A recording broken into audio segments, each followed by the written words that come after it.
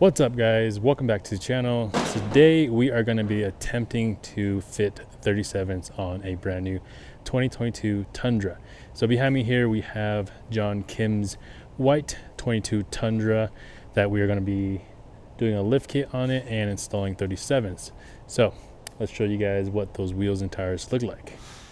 If you guys are new here and you guys are not subscribed already, we do videos basically about everything Toyota truck related. So everything from installs to reviews to stuff like this. So if you guys are not subscribed, make sure you guys are subscribed to the channel. So these are the wheels that we are installing on the Tundra. These are the Method 703 with the bead grip technology. And the tires that we're going to be installing is 37-inch Mickey Thompsons. These are the Baja tires here. So these are a 37 by 12.5 by 17. So if you guys have watched our previous video, the 22 Tundra can fit a 17 on it without any issues as far as the calipers or anything like that. So that's what we're going to be installing just to get the maximum amount of tire for the truck for off-road reasons and just more comfort on road. So over here we got Gabe installing the wheels and tires, and then we're going to balance it. So if you guys are in Colorado, make sure you guys hit us up. But now that we have this one mounted, we're going to show you guys what it looks like over there. Over here in front of the truck, we have the lift kit we're going to be installing. So what you guys see here is the Westcott Designs lift kit in the clear. These are not anodized. You can get them either raw aluminum like this or black anodized. So this here is the front. This bottom one is going to be the lower preload collar, and there is a 1/2-inch top spacer with that. And then these two here are going to be for the rear. So these will provide the rear a 1-inch lift. The front will provide a 3-inch lift. So it'll give the truck a nice level look. These black spacers are going to be for the shocks in the rear, so that way it can accommodate for the extra lift that these plates will provide. In the rear of the truck, those big plates are going to go on the very top of these springs. So that will provide the rear a 1-inch lift, and then we will also need to put a spacer right up here on the top of the shocks, so that way it'll accommodate for the actual lift that the shocks will have to extend for. So in the rear, we won't really have issues with the 37s clearing or not. All that issue is going to be in the front.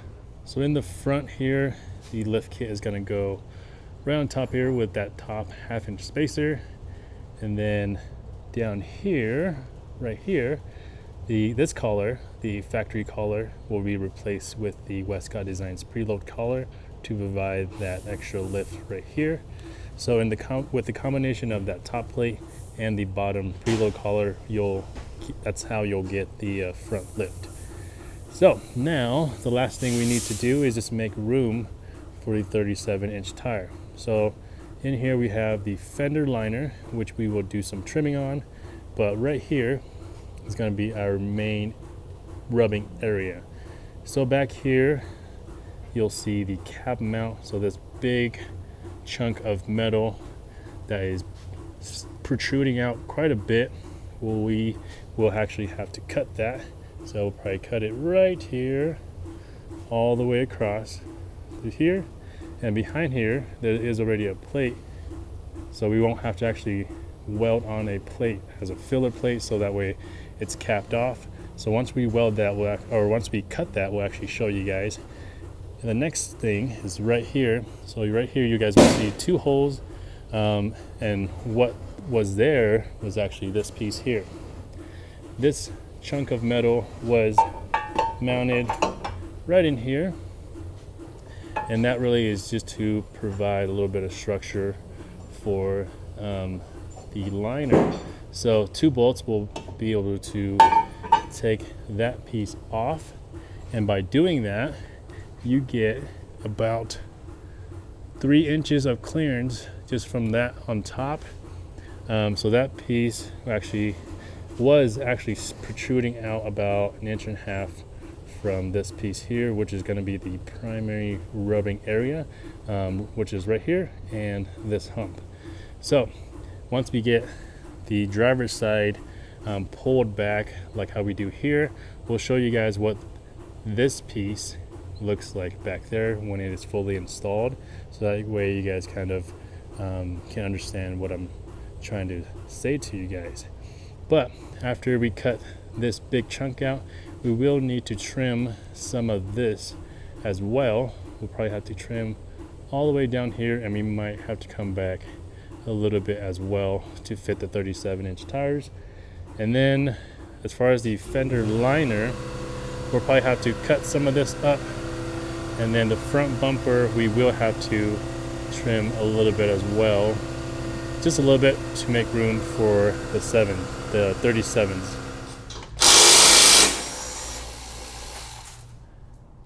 So we are getting ready to pull the liner back here. So we took off all those 10 millimeters, and we're just gonna fold this back. We do need to take this one plastic clip off though, then we'll show you guys what's back there. So we got the liner folded up there, and what behind there is this block that we showed you guys earlier. So right in there, you guys will see 2 bolts. So you guys can see one with the camera, but there's actually 2 in there. So we're gonna pop those off.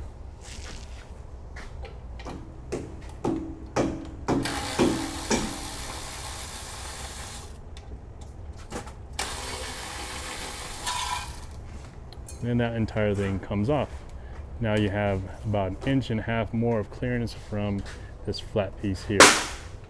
Now we need to chop this piece up here and make all that clearance. I'll show you guys what it looks like on the other side. So this is what it looks like after we chop it.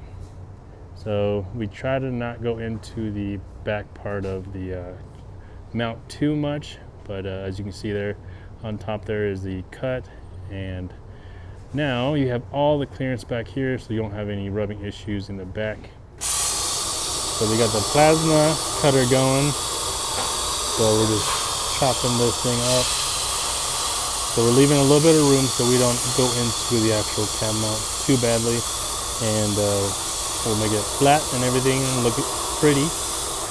All right, so here it is, all done. We have the methods on there with the 37s. And as you guys can see here, we have some blue tape that is pretty much giving us the guidance where we need to trim. So basically we're going to trim about maybe 1 inch off right there, and then about 1 inch off the very bottom on the back side as well, just because we don't want this rubbing when it hits a bump. Currently it barely touches it, but obviously on road when you're actually driving, it's definitely going to hit.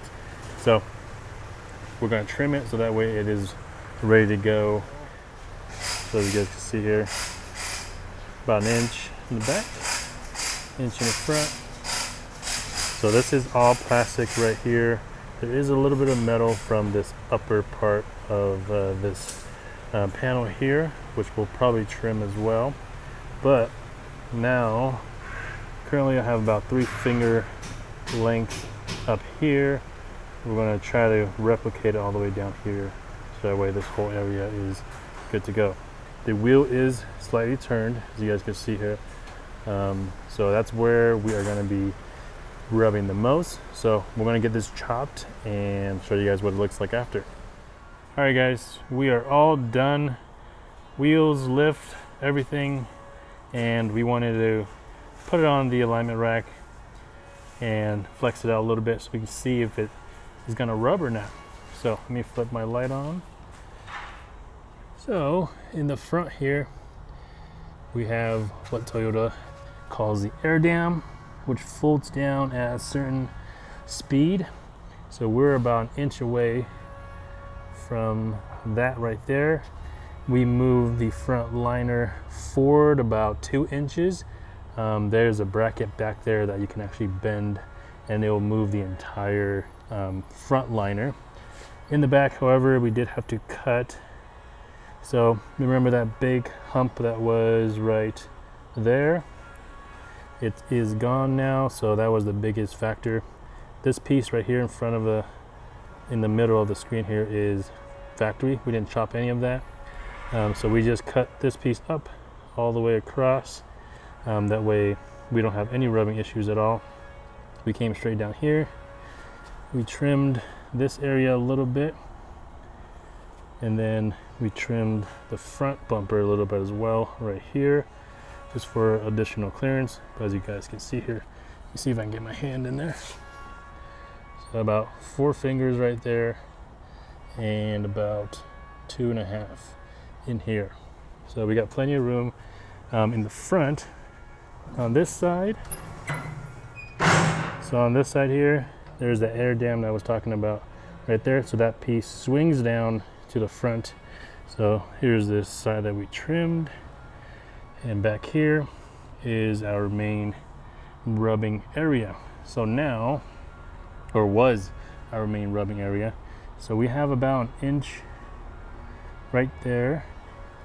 So we don't actually rub. So, but if we were to actually off-road this thing, we think that we will have to actually chop that off. Let me see if I can get a better view. So we'll see what we do with that, but nowhere here are we currently rubbing, and we are flexed out a little bit, so it is raised a little bit more than it would be if it was just flat on the ground. So we are pretty good. In the back, we did trim a little bit of the plastic as well. So this plastic liner, we chopped it all the way down there. There's actually a metal bracket right behind it, and we just used that as like a ruler to kind of trace it. Same for the back side here. As you guys can see, nice straight cut. So now there's no rubbing. Other side, which is kind of funny because it's fully stuffed and we're not even, you know, that far off the ground. So this is the back tire here, fully stuffed. The top of the tire is actually touching the bottom of the fender flare. So yeah, but in here we're not rubbing back here, and over here we might be rubbing or just barely touching on the plastic liner, but that liner moved, so that'll be completely okay. I'm not going to catch on it, but I think this was pretty successful. So here it is. Let me know what you guys think down in the comments. Alright guys, that is going to be it for this video. If you guys liked it, make sure you guys give this video a thumbs up. And if you guys are not subscribed to the channel already, make sure you guys hit that subscribe button. And we'll see you guys in the next video. Peace.